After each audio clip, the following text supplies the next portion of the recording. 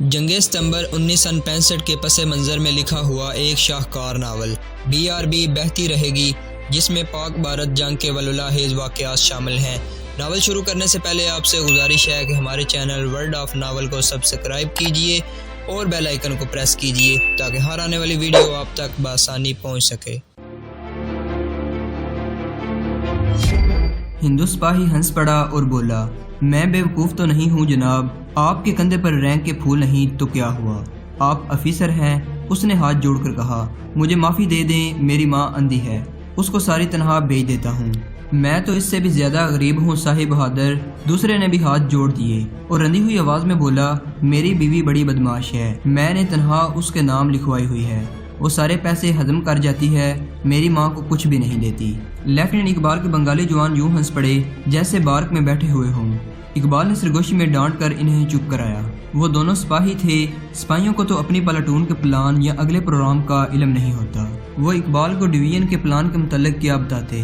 پھر بھی اقبال نے ان سے اتنی زیادہ باتیں پوچھی کہ اسے اندازہ ہو گیا کہ دشمن کم از کم ایک ڈویژن صبح حملہ کرے گا اور یہ سائفن سے گزرنے کی ایک زبردست کوشش ہوگی۔ محاذ کی خاموشی تصدیق کر رہی تھی کہ کچھ ہونے والا ہے۔ اقبال نے ان سے مختلف ایسی جگہ بھی معلوم کر لی تھی جو کمانڈو پارٹی کے لیے نہایت اچھے ٹارگٹ تھے۔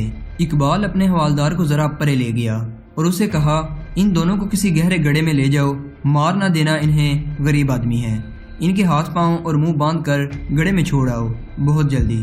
حوالدار اپنے دو جوانوں کو ساتھ لے کر دشمن کے ان دونوں سپاہیوں کو ذرا دور لے گیا۔ حوالدار اپنے دونوں جوانوں کے ساتھ واپس آ گیا۔ پکا باندھا ہے نا؟ اقبال نے حوالدار سے پوچھا۔ منہ بھی باندھے ہیں؟ ہلیں گے نہیں سر، حوالدار نے جواب دیا۔ منہ پکا بند کر دیا ہے، ان کو اپنا بھگوان بلائے گا، یہ پھر بھی نہیں بولیں گے۔ فکر مت کرو صاحب، لڑائی ختم ہو جائے گی، یہ پھر بھی نہیں بولیں گے۔ منیر الحسن، لیفٹیننٹ اقبال نے حوالدار سے پوچھا، تم نے؟ ہاں سر، حوالدار نے جواب دیا۔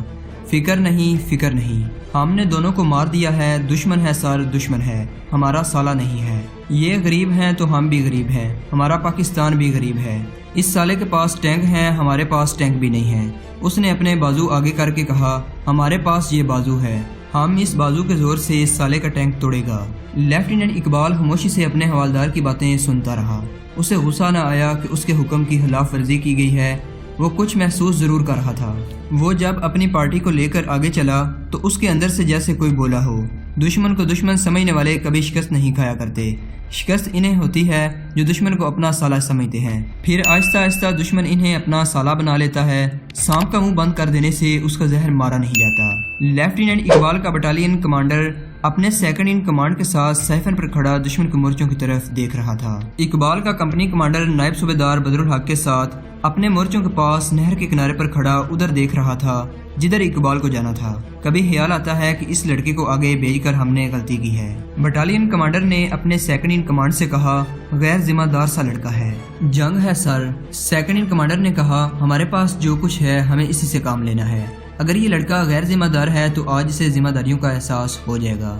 اس نے اپنے آپ کو والنٹیئر کیا تھا سر۔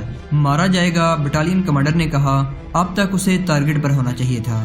نائب صاحب، کمپنی کمانڈر نائب صوبیدار بدرالحق سے پوچھ رہا تھا، آپ کا کیا خیال ہے؟ لیفٹیننٹ اقبال کچھ کر لے گا؟ ضرور کرے گا صاحب، بدرالحق نے کہا۔ اقبال اب نہیں ڈرتا، کچھ نہیں کر سکے گا، کمپنی کمانڈر نے کہا۔ کر سکے گا صاحب، کر سکے گا، نائب صوبیدار بدرالحق نے کہا۔ ہم نے حوالدار منیر الحسن کو ساتھ بھیجا ہے، زبردست حوالدار ہے۔ یہ سب بے چین اور بےتاب ہوئے جا رہی تھی۔ اس وقت تک دشمن کی اگلی پوزیشنوں کے پیچھے دھماکہ ہو جانا چاہیے تھا۔ اب ان سب کو شک ہونے لگا تھا کہ اقبال جوش میں آ کر چلا تو گیا ہے لیکن نہ تجربہ کاری کی وجہ سے کامیاب نہیں ہوگا، پکڑا جائے گا یا مارا جائے گا۔ اس وقت اقبال کی پارٹی اس وسیع گڑھے سے کوئی 100 گز دور پہنچ چکی تھی، جس میں بڑے اور چھوٹے ایمونیشن کے باکس ٹرکوں سے اتار کر رکھے جا رہے تھے۔ وہاں کوئی روشنی نہیں تھی، پھیگی چاندنی میں 2 ٹرک گڑھے کے اوپر کھڑے تھے اور ان سے بکس اتر رہے تھے۔ دونوں ہندو سپاہیوں کے بیان کے مطابق یہاں شام کے فوراً بعد ایمونیشن آنا شروع ہو گیا تھا۔ اس کا مطلب یہ تھا کہ گڑھا بھر گیا تھا۔ جنگ ستمبر 1965 میں بھارتیوں نے تقریباً تمام محاذوں پر ایمونیشن میں مورچوں سے تھوڑی دور پیچھے گڑھوں میں رکھنے کا طریقہ اختیار کیا تھا تاکہ ایمونیشن کی سپلائی میں وقت ضائع نہ ہو۔ ایسا اکثر ہوا کہ پاکستانی توپ خانے کی گولہ باری ہوئی تو 1-2 گولے دشمن کی ایمونیشن والے گڑھے میں جا پھٹے اور تمام تار ایمونیشن ایک دھماکے سے اڑ گیا۔ یہاں بھی دشمن توپوں اور ٹینکوں کا اور انفنٹری ایمونیشن جمع کر رہا تھا۔ اس سے ظاہر ہوتا تھا کہ دشمن زبردست حملہ کرے گا۔ اقبال نے اپنے جوانوں سے کہا کہ وہ دور پیچھے گڑھوں میں لیٹ جائیں اور انگلیاں کانوں میں دبا لیں۔ حوالدار منیر الحسن کو اس نے اپنے ساتھ رکھا۔ منیر، اقبال نے اپنے حوالدار سے کہا، فاصلہ 100 گز ہے، اتنی دور گرینیڈ پہنچا سکتے ہو؟ آگے چلو سر، حوالدار نے کہا۔ گرینیڈ ضائع نہیں کرے گا۔ وہ آگے کو سرکنے لگا۔ انہیں 60-70 گز کے فاصلے تک جانا تھا۔ وہاں سے پوری طاقت سے پھینکنے سے گرینیڈ گڑھے کے اندر جا سکتے تھے۔ دوسرا خطرہ یہ تھا کہ اتنے فاصلے پر وہ ایمونیشن کے دھماکے کی زد میں آ سکتے ہیں۔ اقبال اس خطرے سے آگاہ تھا لیکن اس نے پرواہ نہ کی۔ وہ پیٹ کے بل رینگتا حوالدار منیر الحسن کے ساتھ آگے ہی آگے جاتا رہا۔ فاصلہ 60 گز سے بھی کم ہو گیا تھا۔ دھماکے کے ساتھ اڑ جانے کا خطرہ بڑھ گیا تھا۔ اقبال کو اپنے قریب ایک گڑھا نظر آیا۔ یہ اچھا خاصا کھڑ تھا جس میں اقبال اپنے حوالدار سمیت سما سکتا تھا۔ اس نے حوالدار سے کہا کہ گرینیڈ نکالے۔ اس نے خود بھی گرینیڈ نکال لیا۔ انہیں ایمونیشن اتارنے والے کی باتیں سنائی دینے لگی تھی۔ اٹھو منیر الحسن، اقبال نے کہا، پن نکالو، بسم اللہ شریف پڑھو اور پوری طاقت سے گرینیڈ پھینکو۔ دونوں اکٹھے اٹھے۔ اکٹھے ہی انہوں نے اپنے اپنے گرینیڈ سے پن نکالے۔ دونوں نے ذرا اونچی آواز میں بسم اللہ شریف پڑھی۔ دونوں کے دائیں بازو اکٹھے پیچھے گئے اور بجلی کی تیزی سے کندھوں کے اوپر سے گھوم کر آگے گئی۔ 2 گرینیڈ ہوا میں بلند ہو کر ایمونیشن کے گڑھے کی طرف گئے۔ اقبال اور اس کا حوالدار اپنے قریب گڑھے میں جا گرے۔ لیٹ کر انہوں نے انگلیاں کانوں میں ٹھونس لی۔